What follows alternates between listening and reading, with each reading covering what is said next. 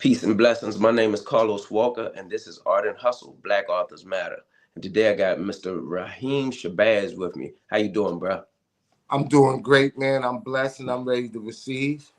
Okay. So if you will, share a little bit about who you are and what you do.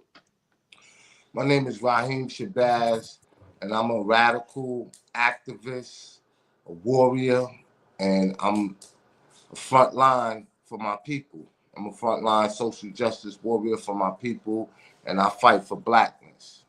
Okay. So what we're here for, if you will, share a little bit about your the books you wrote, because technically we're here for one book, but you have technically wrote what I think is three. Yes, absolutely. So first, share a little bit about the ebooks that you have Okay, briefly I've and written why you created them. one of them is called um, From Brick and Mortar to Click and Order, and it's just showing the transition that we have went through, from going into traditional stores, buying stuff at a brick and mortar store, to click and order where it's more accessible and it's over the internet. Mm, And I showed how profitable that was, and it kind of um, eliminates the ceiling, in entrepreneurship, as far as trying to obtain business loans to start a business and stuff like that. Having stuff stored in the warehouse where mm. you can do stuff on demand. So I go through all of that, and then I follow that up with another book, and it's showing how I went from zero to $100,000 in 6 months, and a lot of that was using online media and pretty much, putting out the documentary, putting it online, um, no middleman, and doing, straight to consumer, where I created a fan base and I utilized it. And to today, them same people that have been rocking with me for the last 10, 15 years have tapped in, whether, it's my clothing line, Different, um, whether it's my other clothing line, Wingy. And Wingy, for those that don't know, is a Swahili word that means abundance. And our motto is, if you have an abundance, it's always good to give, because no one ever went broke from giving. So through that, through the books, I was able to, you know, explore my true entrepreneur spirit without having to go through a middleman and being my own boss. It's 2025. We don't need to have our hat in our hand and begging our open enemy for a job. You know, Mm. we at a place in our life where we can provide food, clothing, and shelter for ourselves. And that's the next step, getting our people to acquire land, because the land is the basis of freedom. There's no way humanly possible that you could obtain food and clothing and shelter without land. And it's full autonomy, it's full freedom.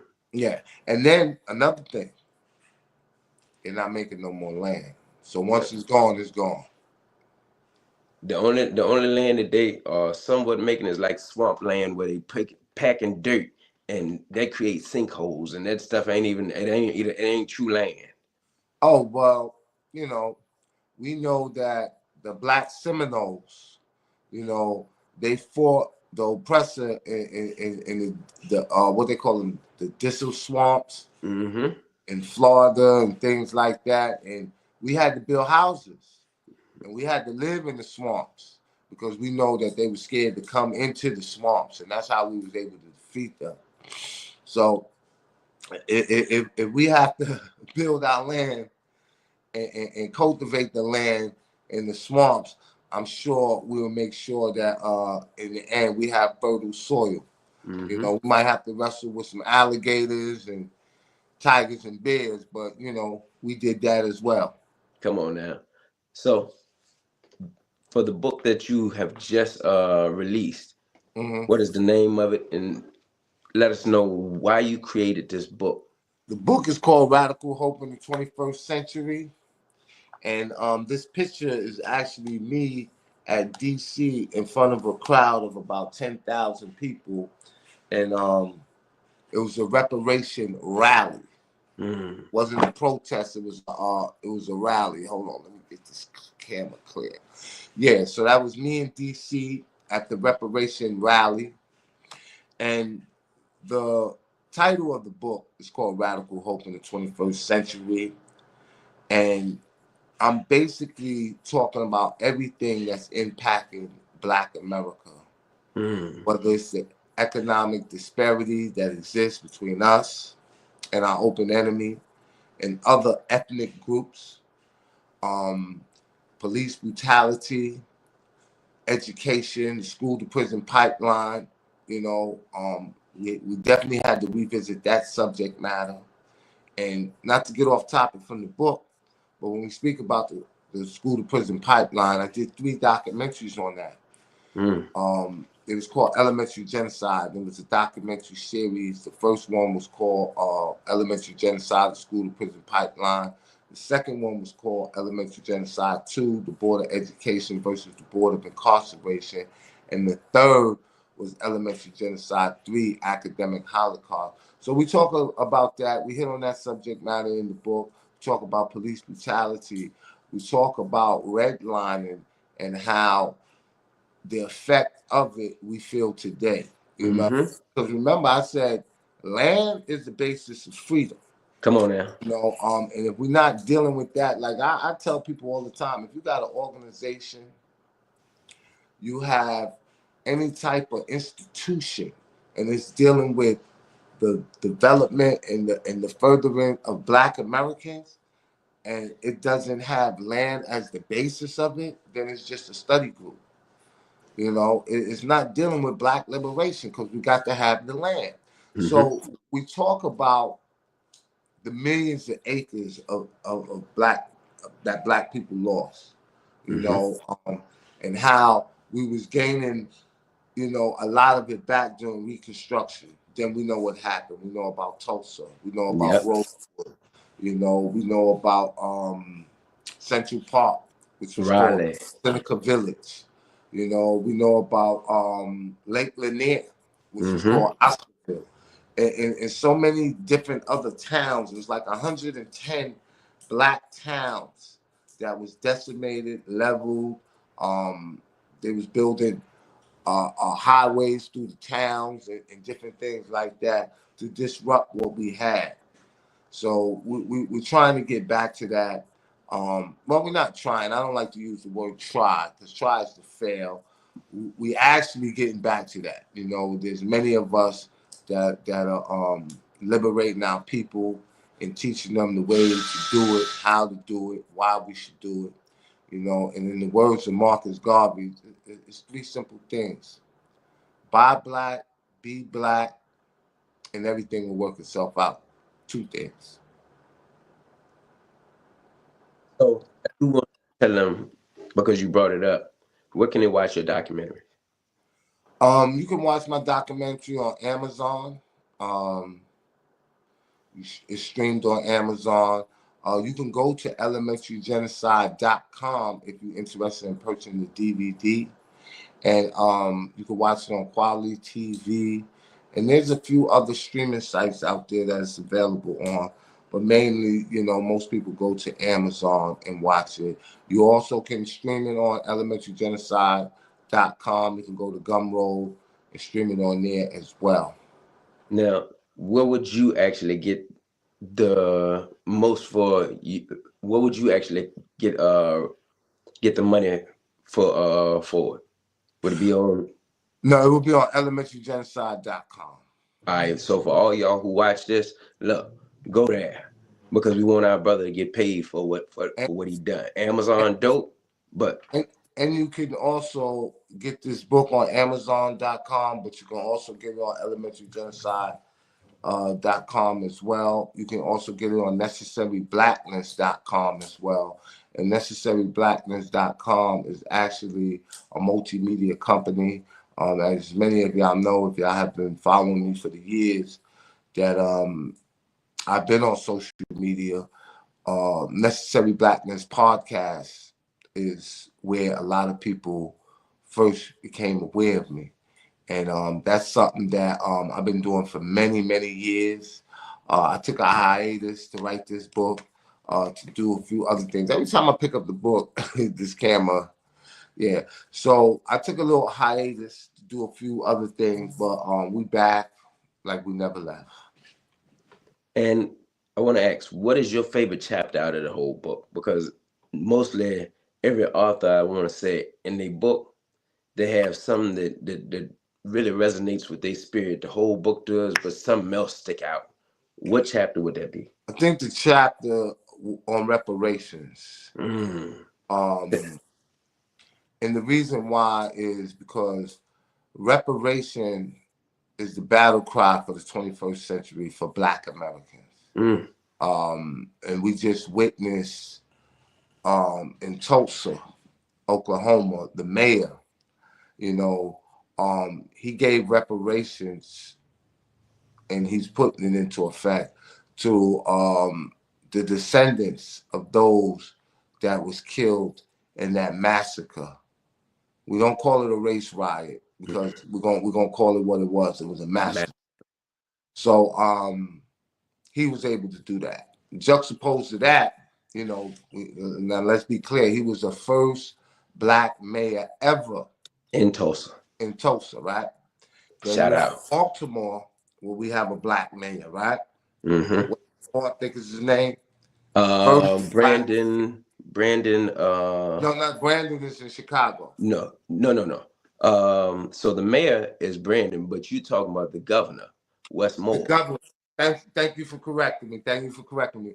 The governor of Maryland, Wes Moore, first Black governor in that state, right? He just denied reparations. Well, what he did, he denied the And, no, study. what he said, he denied the study, right? So Yeah. that's what the mass public is being told. But there was so many other things on there that he could have implemented. You know what I mean? So he said there is not a need for study, which I agree with. We have too many studies, too many commissions, Time to and figure out some paying now. and different things like that. But there was other people that put together proposals and different things like that to show him that these are the harms that was done. You know what I mean? You're right. We don't need to study. Here goes the study right here. These are the harms that was done, and they had where they showed that how they could trace back, because a lot of people is, you know, this is the main argument, that what people is not going to be able to do is to trace their lineage back to the 1870s to show that they're a direct descendant of those that was enslaved on the shores of North America. We can easily do that. You know what I mean? So if you're going to put together anything, we're going to put together a commission to be able to have this archive and database That goes back. that goes back, that you can show who's actually a descendant and who's not, so this don't become a money grab. Yeah, because you got a bunch of immigrants that would be trying to reach for this money. Huh? I said you might have a bunch of immigrants that would be trying to reach for this money. Oh yeah, absolutely, absolutely. Then another thing that we got to be mindful of is that urban renewal and revitalization of neighborhoods is not reparations. If it's not direct cash, it's not reparations. It's not reparations. You know, I'm one of those that say, give us land. Give us land, give us liberty, or give us death. You know what I mean? But there are those that say, no, we want direct payment. I want land and direct payments. But there's those that only want direct payments and say, yo, we'll buy the land. You know what I mean? So I get that as well. But if it doesn't have direct payment in it, then it's not reparations.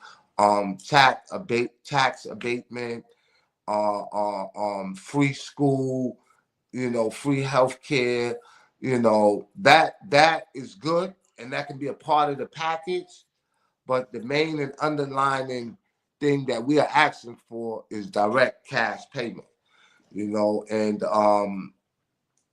I think we're there now as far as them knowing that, you know, symbolic gestures is not going to get it for Black America.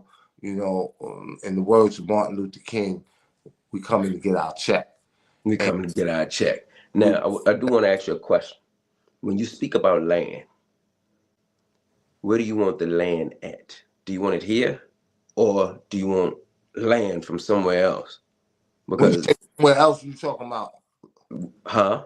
When you say somewhere else, where are you talking about? So, sort of, kind of like, I hate to use them for an example, horrible example.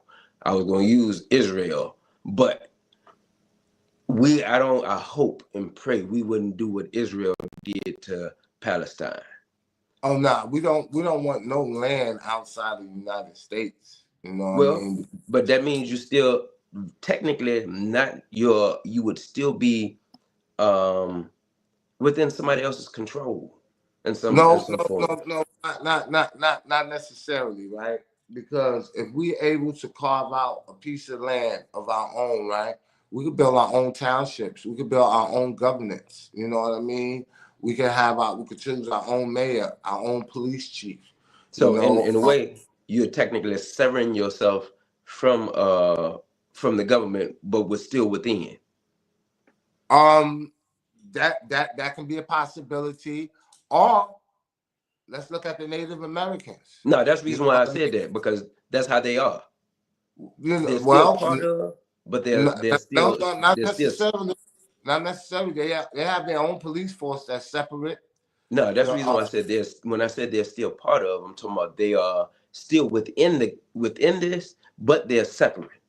oh yeah. We would definitely want something like that. We definitely Okay. want something like that. And see, this is the thing. Now, I realize we have those that, you know, can't live without the approval and the close proximity to whiteness and their oppressors, right? So this ain't something that I think that should be all inclusive for everybody. Mm, Those that want it can have it, and those be a that part don't, of. the same thing with Marcus Garvey. A lot of times people think that he had a back to Africa movement. He did not. One of the things that he said, some of you Negroes ain't no good here. You ain't gonna be no good in Africa. You know, so sometimes, man, you gotta leave people where they are. And I will say this, right? Please, my people, stop thinking that all of us gotta unify. And when I'm saying all of us, I'm not talking about any other ethnic group, any other race. No, you're speaking about us. I'm talking about Black people. All of us is not gonna be on court. You know what I mean? That's what make us social beings. We different. We have different thoughts. We have different ideas. We have different social norms. We have different morale, right? Mm-hmm. And even with W.E.D. Du Bois, right? The talent intent. He knew that all he needed was 10% of the people on his side. You know what I mean? And I'm sure we can get more than 10%. You know, that's all it takes to start a movement. 10% or more. You know, I'm of the belief we only need the 5%. Those Come who on now. living, know who the true and living God is. You know, and teaching righteousness. That's what I'm about. So before we go, I do want to ask you a few things, Yeah. or I want you to drop a few things. Mm-hmm. So I need a word of wisdom for anybody either starting their book writing journey, for somebody who start. It ain't even got to be about books, but I need a word of wisdom for somebody starting on their journey. And then last, I need everywhere they can find your book, the best way that they can get your signature, because I'm really big on not just the information, but getting the person's signature, because hey, God only made one of you. Mm-hmm. And if you understand that you're unique and these thoughts came from out of your mind, that name of yours mean more than anything. Oh yeah, absolutely. That's So your attribute, and your attribute best describes the characteristics of your true self. So yeah, I definitely feel you on that, man. Your name means everything, you know. That's why my name is Raheem Shabazz. There's a lot of meaning behind that name. But to answer your question, the first one to leave with the words of advice, I would say, stay on the course and trust the process. Because a lot of times, things don't just happen the way we want it to happen. And some of us give up prematurely. But you have to stay the course and trust the process and know that things are going to work out. And one of the things I like, everybody know Marcus Garvey was somebody that I was heavily influenced by and I studied a lot, right? In his book, The Philosophies and Opinions of Marcus Garvey, one of the most potent things that he said, and it was a quote, and he said, intelligence rules the world and ignorance carries a burden, right? When I read that, and I said, man, I don't want to be a burden to my people, so I want to be intelligent, right? So I began to read, and I began to expand my mind and my way of thinking, and certain people, places, and things that I wanted to be around and I wanted to be a part of. And I began to walk a different path, and that made me who I am today. I've been through it all. I've been through the mud. So I want to leave people with that. No matter what, you could be in your Detroit Red stage, right? Malcolm X, who was known as Detroit Red. That was his caterpillar. Yeah, and he morphed into becoming Malcolm X, right? That was his butterfly. Some of our young brothers, that are in the streets today, they are in that phase, and you need to give them grace, and you need to reach out to them and show them that there is a better way. There's ways that we can do it. Next time I'm gonna have my other pop tripod because this is diabolical.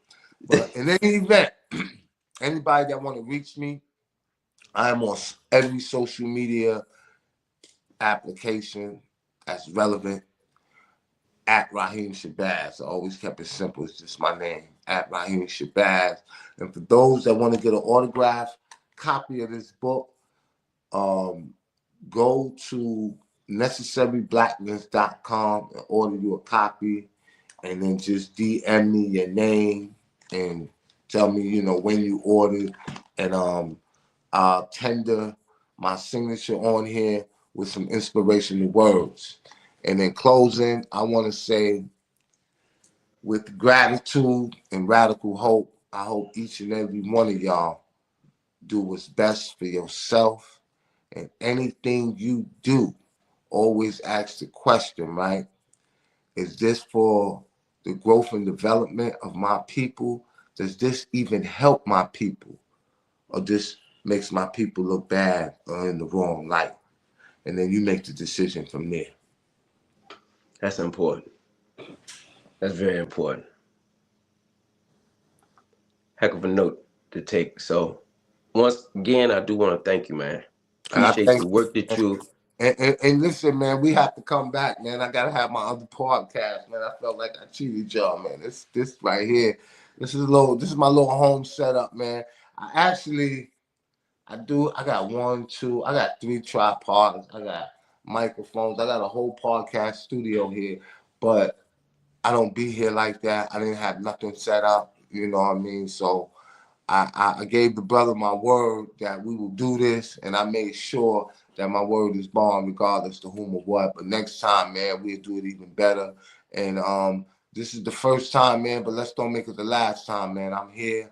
I'm in the building. I'm accessible. I'm in the streets. I appreciate you. Look, I want to thank you for your service, because it's important for our community to have people like yourself that's on the front line. People that's willing to put their voice out there, but people that's willing to go speak to them young people that won't nobody speak to because they think they too wild. Like they ain't never had a caterpillar stage before. They think that they just morphed into this beautiful butterfly, and everybody has went through the mud in some form. Absolutely. So thank you, man. I really appreciate you. My name is Carlos Walker. This is Art and Hustle Black Authors Matter. That's Mr. Raheem Shabazz. Blessings. Peace.